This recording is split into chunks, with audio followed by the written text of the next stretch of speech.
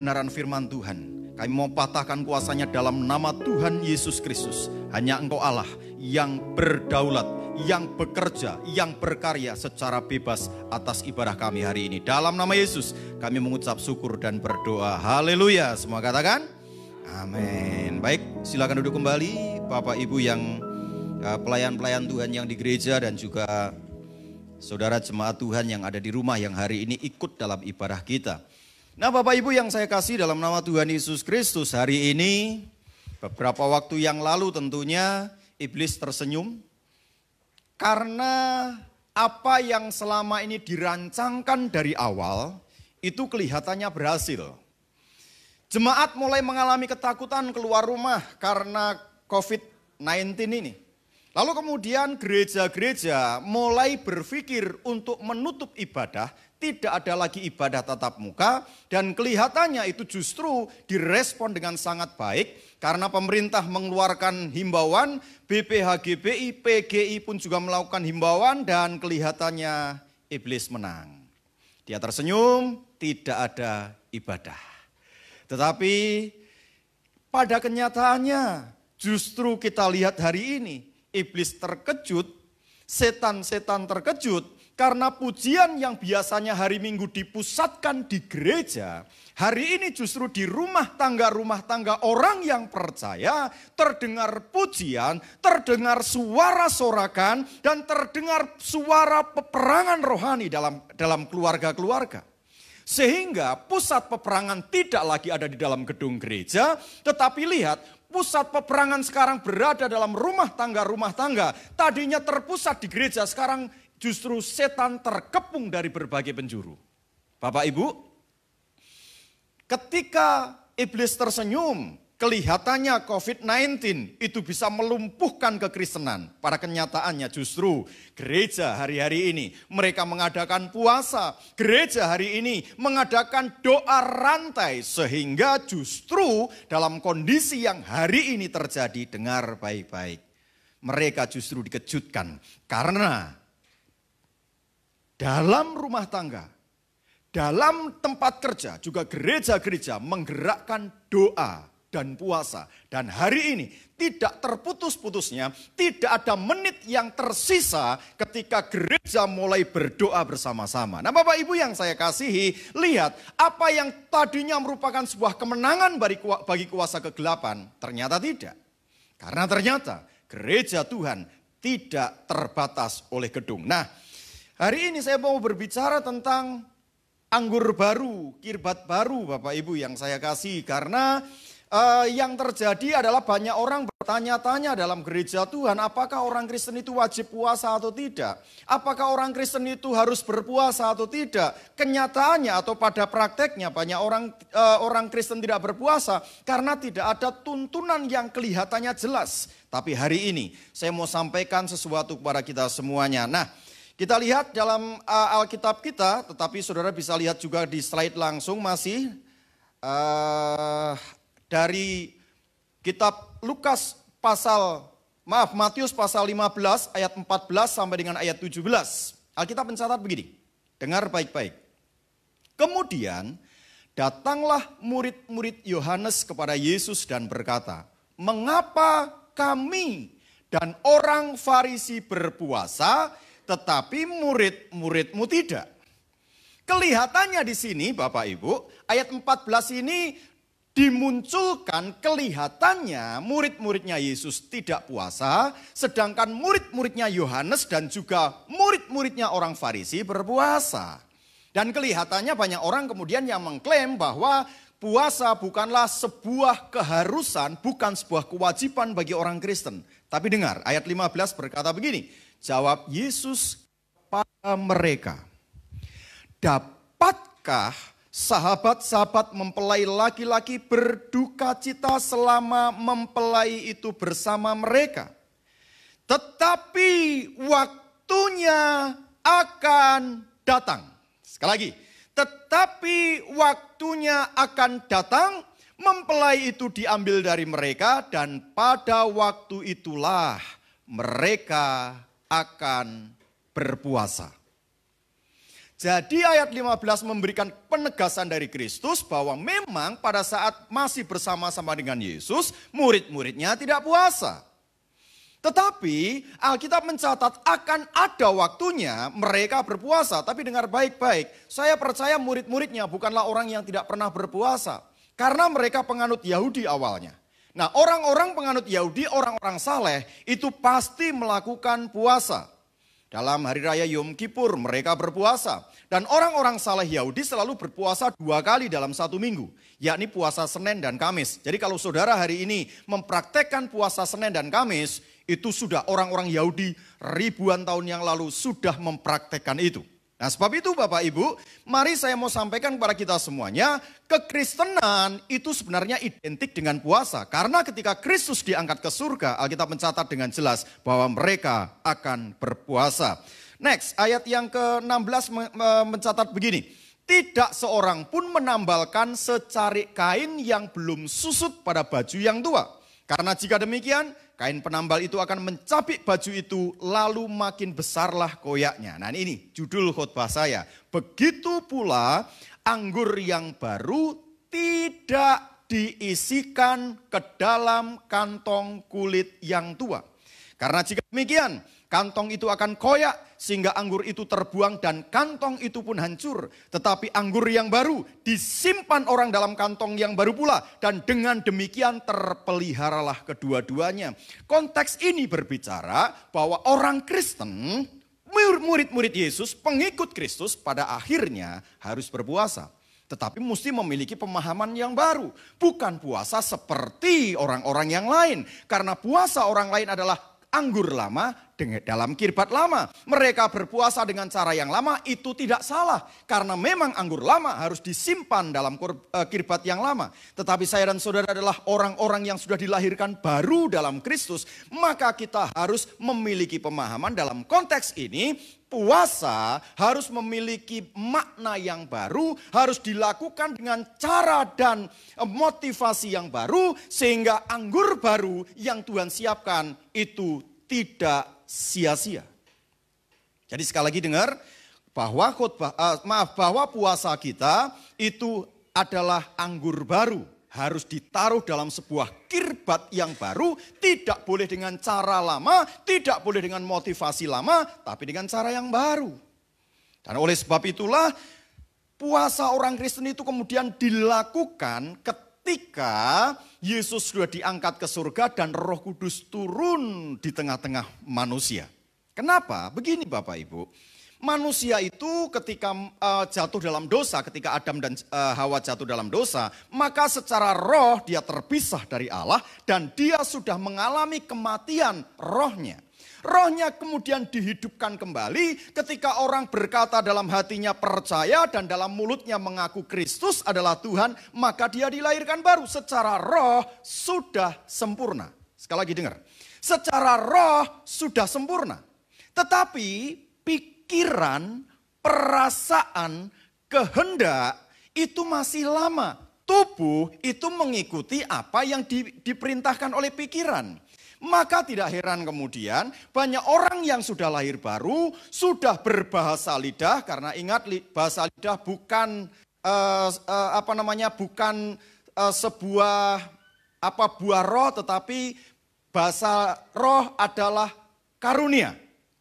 Jadi pemberian itu cuma-cuma, siapapun boleh berbahasa roh dan bisa berbahasa roh kalau diberikan oleh Tuhan. Nah, orang yang berbahasa lidah kenapa masih berbohong? Orang yang sudah berbahasa lidah kenapa masih menipu?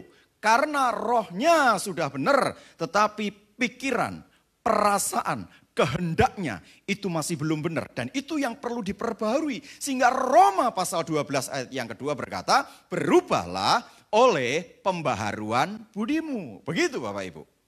Dan kemudian kenapa Yesus kemudian naik ke surga? Alkitab mencatat dengan jelas, Yesus berkata begini, aku akan memberikan roh penghibur kepadamu. Dia akan mengajarkan kepadamu tentang kebenaran. Jadi dalam konteks puasa anggur baru kirbat baru, orang Kristen berpuasa berdasarkan tuntunan roh. Rohnya sudah benar tapi hidupnya kadang tidak benar karena tidak menggenapi Galatia pasal yang kelima. Alkitab mencatat, hiduplah oleh roh, agar engkau dipimpin oleh Roh, dan ketika engkau dipimpin oleh Roh akan menghasilkan buah-buah Roh. Jangan dibalik, Pak. Saudara tidak akan pernah bisa menghasilkan buah-buah Roh kalau hidupmu tidak hidup di dalam Roh dan tidak dipimpin oleh Roh. Jangan kebalik. Saudara harus hidup dalam Roh, dipimpin oleh Roh, maka saudara akan menghasilkan buah-buah Roh. Nah, baru orang-orang yang menghasilkan buah Roh inilah orang yang dewasa, bukan orang yang berbahasa roh. Sebab itu Bapak Ibu yang saya kasih dalam nama Tuhan Yesus Kristus, penting bahwa anggur baru itu merupakan sesuatu yang harus kita kerjakan. Nah, sebab itu next, tidak ada alasan orang Kristen untuk tidak berpuasa. Sekali lagi, tidak ada alasan orang Kristen tidak puasa. Matius pasal 9 ayat 14 ayat 5 sampai dengan 14 dan 15 tadi. 14 ketika murid-muridnya Yohanes mengatakan, kenapa murid-muridmu tidak berpuasa? Yesus mengatakan, nanti ketika mempelai diangkat ke surga baru mereka akan berpuasa. Dalam Matius pasal 6 ayat 16 coba kita lihat dulu ya. Matius 6 ayat 16 Alkitab mencatat begini. Dan apabila kamu berpuasa, janganlah muram mukamu seperti orang munafik. Mereka mengubah air mukanya supaya orang melihat bahwa mereka sedang berpuasa. Aku berkata kepadamu sesungguhnya mereka sudah mendapat upahnya. Saya tidak berbicara tentang makna puasa, tentang bagaimana berpuasa. Tetapi saya mau sampaikan kepada kita semuanya bahwa puasa itu merupakan hal yang harus kita kerjakan. Kalau dalam bahasa Indonesia memakai kata dan apabila kamu berpuasa. Jadi artinya kalau kamu tidak puasa ya sudah. Ayat selanjutnya tidak perlu dilakukan. Sekali lagi, kata apabila itu kalau mau ngerjain. Kalau enggak ngerjain ya enggak apa-apa. Tetapi dalam King James Version-nya berbeda. Kata apabila di situ sebenarnya tidak memakai kata if atau jika atau kalimat bersyaratnya. Tetapi memakai kata when, waktu, ketika. Jadi sebenarnya terjemahannya tepatnya begini. Dan ketika kamu berpuasa. Kata ketika dan jika itu berbeda. Contohnya begini. Kalau kamu pergi, apabila atau jika kamu pergi, tolong bawa payung. Karena hari akan hujan. Kalau saudara berangkat, pergi, bawa payung. Kalau enggak pergi, enggak bawa payung. Tetapi beda. Ayat ini sesuai dengan Matius pasal 9 tadi ketika Yesus nanti naik ke surga. Alkitab mencatat begini. Dan ketika kamu berpuasa. Artinya waktunya pasti. Cuma kapan dilakukan itu tergantung saudara. Dan Kristus sudah jelas mengatakan kalau mempelai diangkat ke surga, Roh Kudus turun memberikan pengertian tentang puasa dalam arti kirbat baru, anggur baru tadi, maka dan ketika kamu berpuasa. Jadi ayat ini jelas mengatakan Kristus menginginkan kita puasa. Ayat lain dalam Matius pasal 4 ayat yang kedua. Ini tentang Kristus, kembali ke slide. Ketika Yesus puasa 40 hari 40 malam. Kristus memberikan teladan bahwa Yesus saja puasa. Dan saya mau kasih tahu begini Pak. Yesus itu orang Yahudi. Dia penganut agama Yahudi taat. Karena firman Tuhan mengatakan tidak satu iota pun dari hukum Taurat itu yang akan dihapus. Tetapi digenapi oleh Kristus. Artinya kalau orang Yahudi berpuasa, Kristus pasti berpuasa. Sekali lagi, yang pasti itu hari raya Yom Kippur. Lalu kemudian orang Yahudi taat, orang Yahudi saleh itu selalu puasa 2 kali dalam 1 minggu. Ingat ketika orang Farisi berdiri berdoa di bait Allah, ada orang pemungut cukai yang lagi berlutut, dia berkata, aku bersyukur Tuhan karena aku berpuasa dan lain sebagainya. Tidak seperti orang pemungut cukai itu. Artinya orang Farisi yang orang Yahudi yang taat pasti puasa. Kristus harus menggenapi hukum Taurat. Maka saya kasih tahu, Yesus saya yakin pasti puasa 2 kali dalam seminggu, Senin dan Kamis. Dan itu ketika Yesus Matius pasal 42 ini digenapi 40 hari 40 malam. Tidak mungkin Pak, orang berpuasa secara tiba-tiba langsung bisa 40 hari 40 malam. Kalau tidak berlatih dari awal. Ingat, Kristus adalah penganut Yahudi yang taat. Karena dia harus menggenapi hukum Taurat. Maka saya percaya Yesus puasa dengan baik. Sehingga ketika harus menghadapi puasa 40 hari 40 malam, sudah bisa dikerjakan oleh Yesus dengan baik. Apakah hanya itu saja? Tidak. Matius pasal yang 17 dan Markus pasal 9 memberikan sebuah catatan penting. Ketika murid-muridnya lagi datang mau mengadakan pelepasan orang yang sakit epilepsi. Mereka sudah berdoa, mereka sudah lakukan, mungkin sudah teriak-teriak. Tetapi setan yang ada dalam tubuh perempuan itu tidak mau pergi. Lalu kemudian Yesus datang, lalu dikasih tahu, murid-muridmu itu sudah berdoa, tetapi setan itu tidak mau lepas. Matius pasal yang 17 ayat 21, Markus pasal 9 ayat 29. Yesus kemudian bertindak dan ketika diusir setan itu langsung kabur. Yesus berkata, jenis ini tidak dapat diusir kecuali dengan doa dan puasa. Artinya Yesus menekankan kalau saudara menghadapi sebuah persoalan yang tidak bisa dihadapi dengan cara biasa. Yesus ngomong puasa saja. Dan begini loh Pak.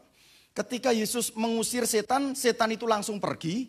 Padahal Yesus memberikan sebuah declare, jenis ini tidak dapat diusir kecuali dengan doa dan puasa. Kalau Yesus tidak puasa, tidak mungkin setan itu langsung kabur.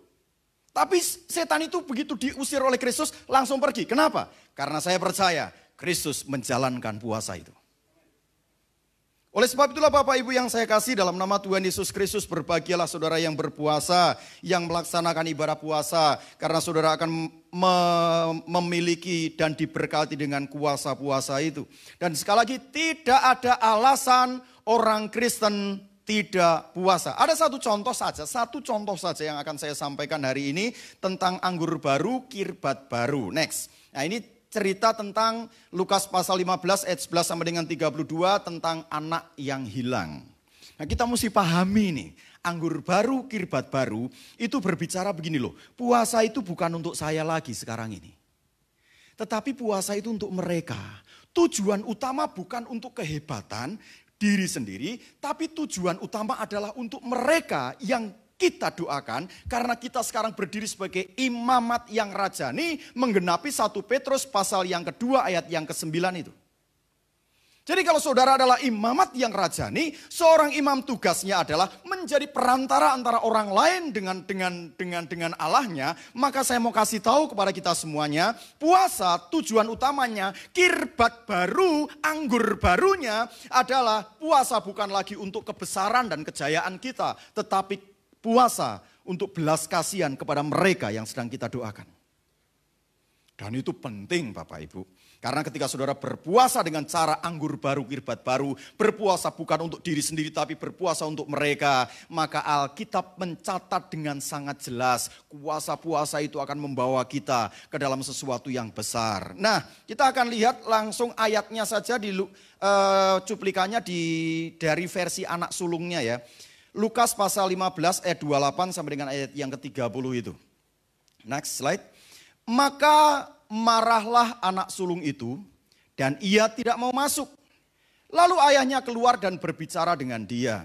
Tetapi ia menjawab ayahnya, katanya, telah bertahun-tahun aku melayani Bapa dan belum pernah aku melanggar perintah Bapa.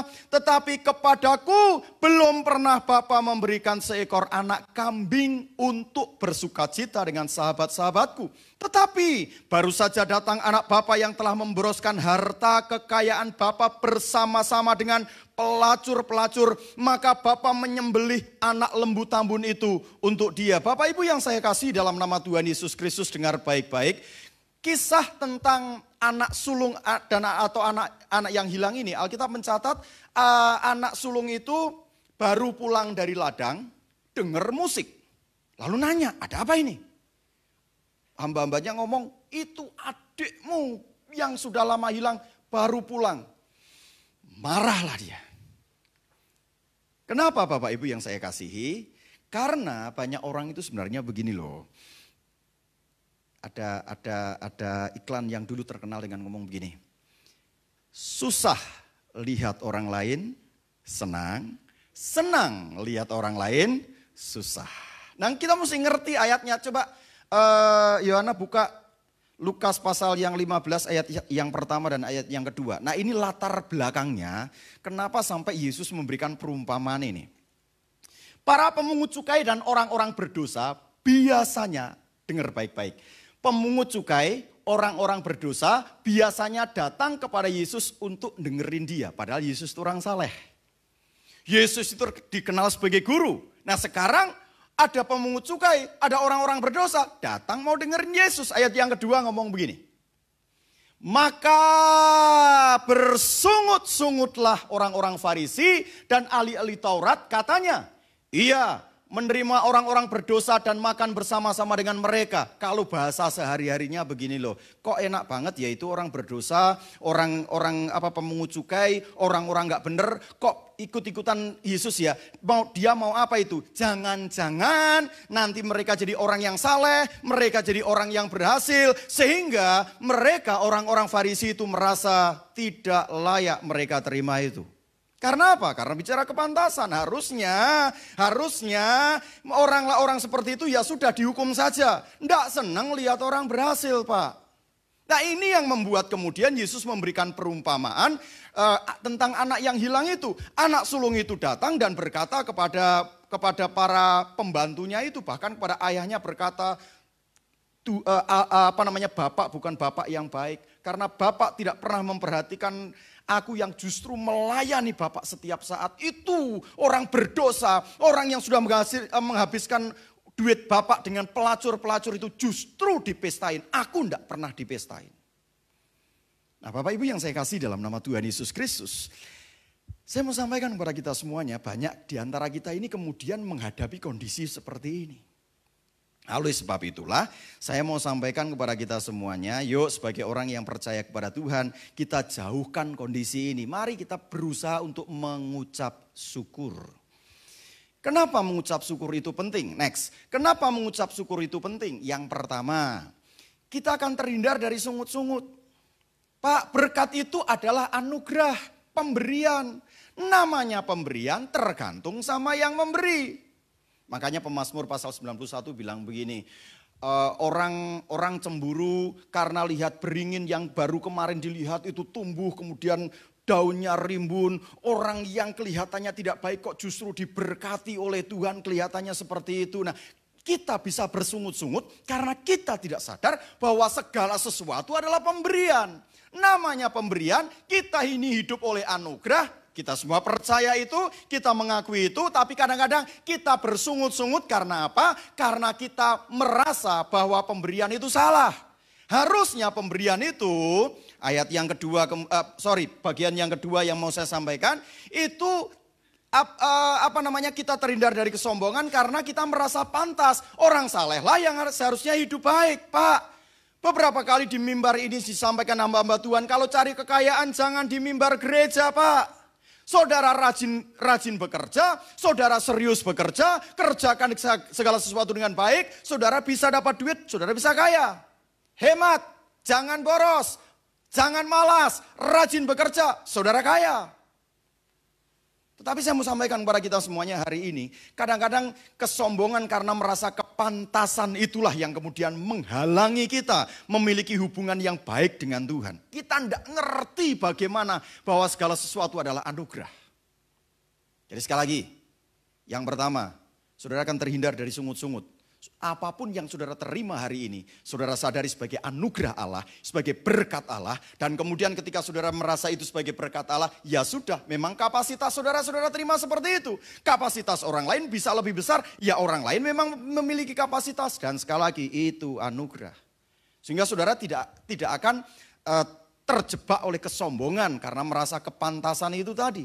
Lihat, Betapa banyak rumah tangga yang berantakan karena apa? Karena merasa kepantasan itu tadi. Sebagai kepala rumah tangga, dia merasa pantas dihargai, merasa pantas pokoknya dipujilah dan lain sebagainya. Sementara ibu rumah tangga mengatakan, kan aku di rumah ini tidak diem saja. Coba sekali-kali papa di rumah, kerjain kerjaan rumah tangga ini. Kerjaan rumah tangga enggak seperti kerjaan kantor. Kerjaan kantor dikerjain dari jam 8 sampai jam 4 selesai, pulang. Tapi kerjaan rumah tangga dari pagi bangun tidur sampai mau tidur enggak akan selesai. Ibu-ibu rumah tangga merasa, aku harusnya yang dihargai. Kepantasan ini yang kemudian menjadi masalah. Bukankah di perusahaan juga sering terjadi gesekan antara karyawan satu dengan yang lain? Karena apa? Karena kepantasan. Saya pantas dapat prioritas ketika ada kenaikan jabatan, ada promosi. Karena apa? Karena aku kerja dengan baik. Nah, perasaan atau merasa pantas inilah yang kemudian membahayakan bagi setiap orang. Bahkan di gereja juga seperti itu, pelayan-pelayan merasa pantas karena sudah memberi perpuluhan. Jemaat sudah merasa pantas karena sudah beribadah dengan baik. Jemaat merasa pantas karena sudah berpuasa. Jemaat merasa pantas karena sudah berdoa dan sudah lakukan segala sesuatu. Sehingga harusnya bukan orang-orang di luar sana yang diberkati, tapi kita yang sudah lakukan firman Tuhan yang diberkati. Pak, ketika saudara kerjakan itu, saudara akan masuk dalam kesombongan. Sehingga tidak heran ada orang-orang miskin yang selalu dibilangin kamu kena kutuk, kamu kena kutuk. Aku ini hidupnya baik, berarti aku ini orang baik. Kepantasan, Pak. Dan ketika kita bicara masalah kepantasan, kita bicara masalah kesombongan. Oleh sebab itulah Bapak Ibu jemaat yang diberkati Tuhan, rumah tangga yang dikasihi Tuhan. Kalau kondisi istrimu seperti hari ini, percayalah itu pemberian. Istri-istri, kondisi suamimu seperti hari ini, percayalah itu bukan karena kepantasan tapi karena pemberian. Dan ketika itu saudara kerjakan dengan baik, saya senang dengan kata Pak Yandoko, dia berkata seperti ini, hamba Tuhan dari Balikpapan, dia mengatakan begini, Pontianak, tadi saya ngomongnya bukan Pontianak. Oh. Pak Pendeta Yandoko dari Pontianak ngomong begini. Ketika COVID-19 ini melanda menjadi pandemik, maka kemudian keluarga-keluarga mulai lebih sering berkumpul. Di situ merupakan satu cerminan, apakah rumah tangga itu baik atau tidak. Kalau rumah tangga itu baik, maka kehidupan rumah tangga akan berjalan seperti biasa, bahkan semakin akrab. Tetapi kalau rumah tangga mengalami percekcokan berkepanjangan, artinya ada sesuatu yang salah, dan sekali lagi itu karena merasa pantas. Hari ini siapapun Anda, siapapun saudara, suami, istri, anak-anak, orang tua, atau siapapun Anda dalam posisimu masing-masing, jangan pernah merasakan kepantasan. Lakukan apa yang harus saudara kerjakan. Saya percaya rumah tanggamu diberkati oleh Tuhan. Lalu pertanyaannya kemudian untuk orang anak yang bungsu gimana? Apakah dia karena terima sedemikian rupa oleh Tuhan, dia memiliki sesuatu yang baik? Oh tidak juga. Next, motivasi Bapak itu rindu sama anaknya. Tiap hari duduk di depan pintu, ngelihatin ke jalan. Jangan-jangan hari ini anakku pulang, kemudian dia kecewa, dia masuk ke dalam rumah, besok pagi-pagi duduk lagi, nunggu anaknya jangan-jangan hari ini pulang. Dia lakukan karena rasa rindu kepada anaknya. Anaknya pulang bukan rasa rindu sama bapaknya sebenarnya. Kalau saudara baca Alkitab dengan jelas, dia ngomong begini loh, daripada aku mati kelaparan, daripada aku mati makan makanan babi ini, mendingan aku pulang. Betul ya? Mendingan aku pulang. Di rumah bapakku banyak makanan. Pak, banyak orang bertobat bukan karena rindu kepada Bapak, karena pingin kebutuhannya dicukupi. Saudara sakit, pingin sakitmu disembuhkan. Saudara mengalami kekurangan, pingin kekuranganmu ditutupi. Saudara sedang menghadapi masalah, pingin masalahmu diselesaikan. Sehingga kerinduan datang kepada Bapak bukan seperti Bapak yang rindu memeluk anaknya apapun kondisinya, tapi daripada mati kelaparan. Haleluya. Tetapi saya mau kasih tahu kepada kita semuanya. Semua kita ini Saya percaya awalnya kita bertobat karena motivasi yang salah ini.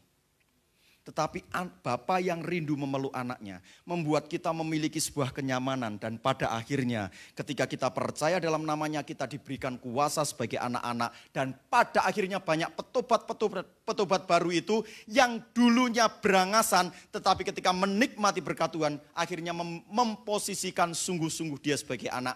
Datang kepada Tuhan bukan lagi karena kelaparan. Datang kepada Tuhan karena kerinduan. Kalau itu adalah saudara yang masih datang kepada Tuhan daripada mati kelaparan. Tidak salah loh Pak, enggak salah. Karena memang kita memiliki kebutuhan. Tapi percayalah, saya pun juga lakukan itu dulu. Tetapi karena rawat kasih Allah itu, membuat saya datang kepada Bapa bukan lagi karena mati kelaparan, tapi karena kerinduan. Sekalipun dagingku dan hatiku habis lenyap, gunung batuku, akhirnya kita bisa berkata seperti itu. Nah sebab itu Bapak Ibu yang saya kasih dalam nama Tuhan Yesus Kristus, tadi di awal saya sudah sampaikan bahwa tujuan utama puasa, anggur baru, kirbat baru bukan lagi untuk kita, tetapi untuk orang lain. Next. Anggur baru, kirbat baru, harusnya membuka mata kita makna mengasihi sesama seperti diri sendiri. Sebab itu, mengapa puasa dalam pemahaman baru menunggu kehadiran Roh Kudus? Karena Roh Kuduslah yang mengajar dengan tepat makna puasa yang sesungguhnya. Justru setelah Kristus Sang Mempelai itu kembali ke surga, maka Roh Kudus memberikan pengajaran dengan benar. Sebab itu kalau hari ini saudara berpuasa, saya percaya bukan lagi karena saudara takut mati kelaparan. Puasa bukan lagi tidak sekedar tidak makan dan tidak minum. Tetapi puasa berkata, ini definisi yang saya buat, puasa berkata seperti ini, bukan tidak makan dan minumnya, tetapi tidak sempat makan dan minum, karena hatinya rindu kepada Bapa. Nah kalau sudah sampai pada rindu kepada Bapa, maka hatinya akan seperti hati Bapa. Melihat orang lain yang berangasan, kalau dulu berkata orang ini mati saja, kita bisa berkata orang itu adalah harta atau permata hati Tuhan. Tuhan selamatkan dia. Bahkan ketika saudara melihat ada orang-orang yang mulai menganiaya gereja, saudara tidak lagi berdoa dengan emosi terhadap orang itu, tetapi saudara bisa berdoa seperti mengasihi dirimu sendiri. Tuhan selamatkan dia karena dia tidak tahu apa yang dia perbuat. Sebab itu hari ini kembali saya sampaikan, saya tidak bicara banyak tentang puasa, satu contoh saja hari ini yang saya sampaikan, anggur baru, kirbat baru. Kalau orang Farisi memandang orang-orang berdosa pemungut cukai dengan cara yang salah, tetapi Kristus memberikan makna puasa. Tidak lagi memaki-maki, tapi mulai berdoa dengan sungguh-sungguh. Jadi tidak ada alasan orang Kristen untuk tidak puasa. Selamat berpuasa, selamat memerangi COVID-19, dan saya percaya puasaku dan puasamu menyenangkan hati Tuhan. Kemarin ketika kami berdoa, anak saya mendapatkan penglihatan, anak yang kedua mendapatkan penglihatan. Ada sebuah bayangan kayak siluet begitu saudara, tiba-tiba bangkit. Itu ketika saya teriak begini, tentara doa bangkitlah seperti tulang-tulang kering di kitab Yeskiel itu. Itu silakan main musik langsung maju ke depan. Itu ada siluet yang bangkit dan kemudian menengadahkan tangannya ke atas, dan langit yang gelap itu perlahan-lahan mulai tersingkir. Dan kemudian ada sinar yang luar biasa. Anak saya yang pertama mendapatkan penglihatan, malaikat memeluk kami. Kemudian dia bertanya, Tuhan kapan ini selesai? Dia melihat Tuhan tersenyum dan berkata, nak, aku ini pemenang. Istriku melihat ada sebuah sinar, sebuah cahaya yang terang menerangi bumi. Saya percaya meskipun kami belum tahu kapan COVID-19 ini akan selesai, tapi Kristus adalah pemenang. Puasaku, puasamu, doaku, doamu tidak akan pernah sia-sia di hadapan Tuhan. Hari ini kalau ada di antara saudara masih memiliki makna puasa yang salah, mari puasa kita menyenangkan hati Tuhan. Inilah yang kurenungkan. Mari pemuji maju ke depan. Hiramatata syikianaralamu. Haleluya.